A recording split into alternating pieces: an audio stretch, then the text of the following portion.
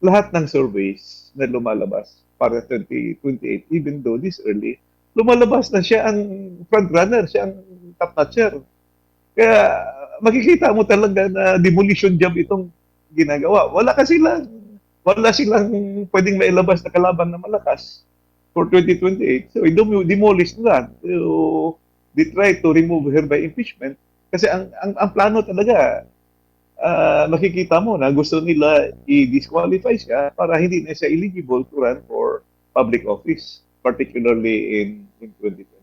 Sa kanyang programa nga, no, Kong, noong nakaraan na episode ay sinabi ikinuwento ni Vice President Sara Duterte yung timeline of events kung paano po nabuo yung impeachment, no? At nasabi niya na ilang beses siyang dumalo sa mga pagdinig sa Kamara pero pag nandun siya, hindi naman siya tinatanong kaugnay sa issue.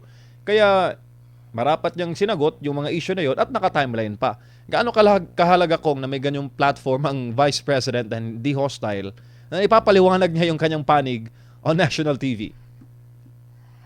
Well, if you will notice from the start, since simula ng mga quantum, it's really designed to demolish the vice president.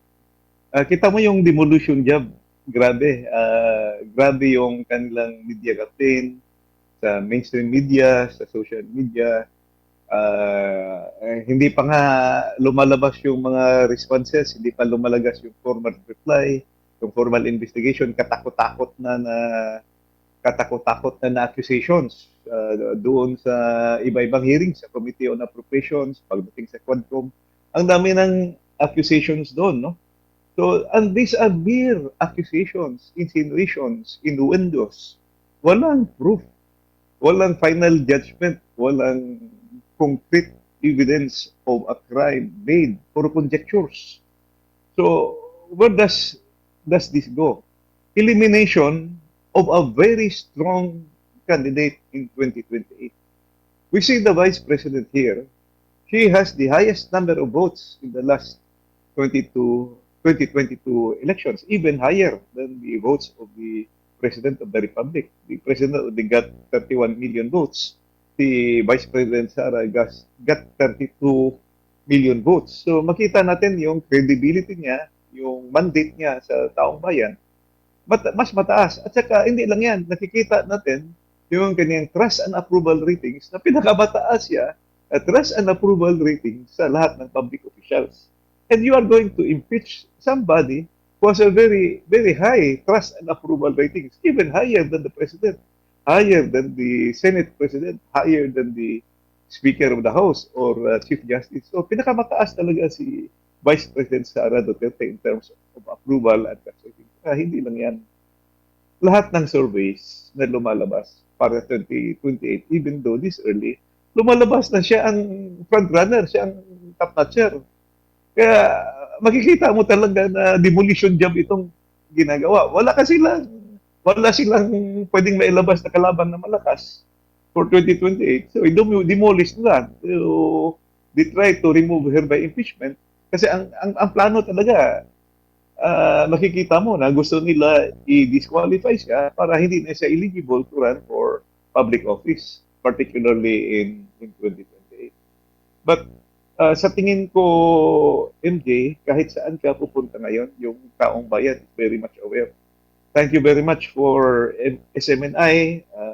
Maraming salamat sa mga social media activists natin, yung mga vloggers na lumalabas palagi at sinasabi yung totoo, no?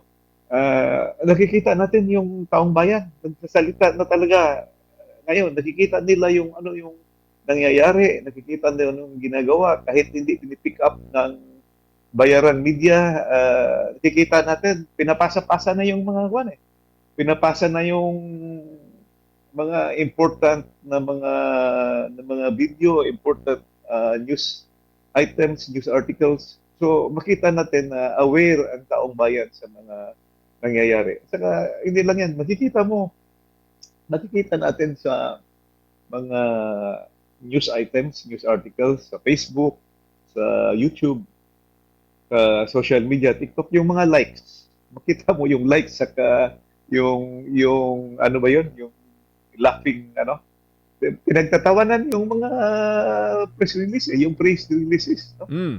Kikita natin yung kung ano na yung totoong sentimento ng taong bayan. Opo. Kong, binanggit po ninyo ang katagang totoong sentimiento. Ano ba talaga totoong sentimiento sa House of Representatives? Incumbent member po kayo ng 28th Congress.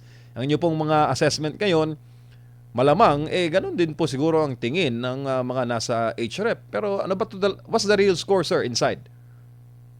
Ambivalent ang feeling ng karamihan ng mga congressman. Kung ang congressman ay makikinig lang sa taong bayan, ang ibig kong sabihin yung boses ng mga tao na kanilang re-represent. So I urge the members of the House, kahit yung mga senador natin, during the break, meron kaming tinatawag na Lenten break March to May pagbalik namin. Consult your constituents. Makikita natin na yung mga constituents, ang approval ratings ni Vice President mataas talaga. Hindi sila naniniwala dito sa mga accusation.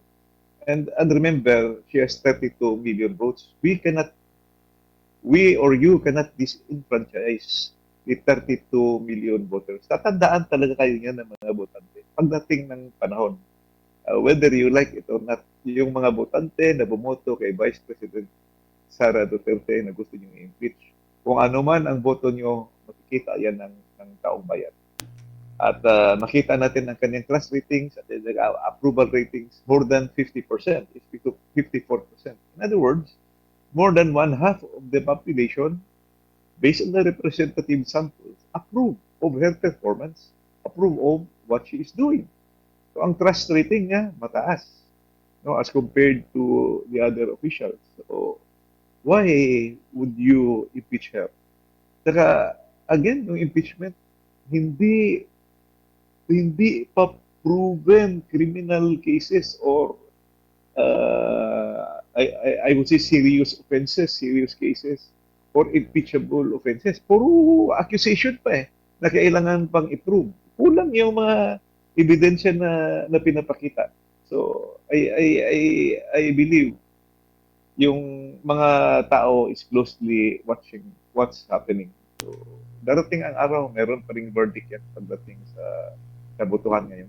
Opo, let's make it more personal, Kong, kasi si VP Sara Bisaya. Visayan-speaking people are found in Visayas and Mindanao.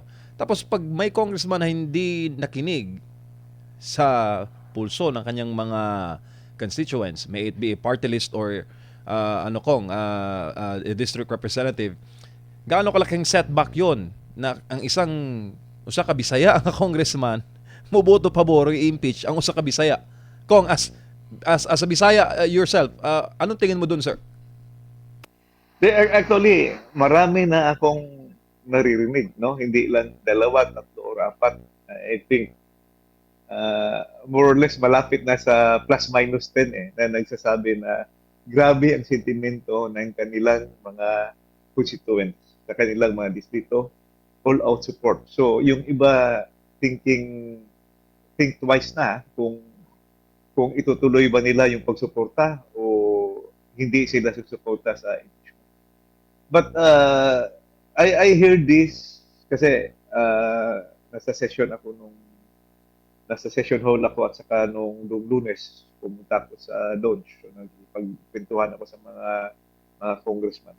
Malakas yung kwento na yung NPC, Nationalist People's Coalition, nag-meeting daw last week, parang Thursday. At napag-usapan nila, majority daw ayaw nang sumuporta doon sa impeachment. Ganon din narinig natin nung presko nung NUP, no? And I hear there's another party na gusto na rin umatras. So, it could be possible na pagbalik namin, mahihirapan silang kunin yung 106 votes. Let us say, kung i-pressure talaga ng admin, maglabas na naman sila ng incentives, maglabas sila ng benefits, kukumbinsin nila yung mga congressman na bumoto, lalo na yung may mga kaso. So I think baka makakuha pa sila, but they will not get the same votes as last year na umabot sila ng 200 votes. Ay marami na ngayon ang nagigising. So I believe the voice of the people will be heard, especially during these times. This is a very, very important, crucial moments in the history of the Philippines. Ngayon pa na mayroong crisis sa Middle East. Ngayon pa na mas kailangan natin yung unity ng ating bayan to face the problems, to solve the problems. Hindi pwede magwatak-watak. At saka yung pinakamataas pa ng approval ratings, yun pa ang i-impeach. That's not good for our democracy. So para sa akin, very unproductive itong ginagawa ngayon na impeachment para kay Vice President Sara Duterte. Sir, sinabi po ninyo crucial times ang ngayon, no? Ang mga panahon ngayon. Crucial times na lumipat ng bakod, Kong? What I mean in crucial times in terms of the economic stability of the world and of our country. Kasi sa nangyayari ngayon diyan sa Middle East, 20% ng oil dumadaan diyan sa Strait of Hormuz.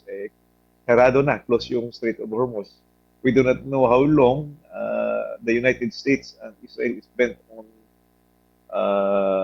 pursuing the war in Iran. At saka parang ganun na rin yung Iran. I just hope that the more developed countries will prevail. Kasi habang tatagal yan, in a prolonged, protracted war, walang mananalo diyan. Lugi yung buong sambayanan, lugi yung buong mundo niyan. In terms of economic benefits, babagsak yung ekonomiya. At saka tayo, we are not rich. Mas maraming apektado na nga yung mayayaman na bansa. Tayo pa kaya. So I said, crucial moment because we need unity now. We need to address the number one problem, which is the economic crisis, economic problem. Pag umakyat every day, every week yung presyo ng langis, aakyat na rin lahat yan. So this is not the time to be divisive. This is not the time to impeach a very credible public official who has the highest trust and approval ratings among the public officials. Pero saway kung sa Bisaya, ano bang tawag doon? It is not that I am criticizing so much, but ang baba ng credibility ng mga tao nito compared to the credibility of the Vice President.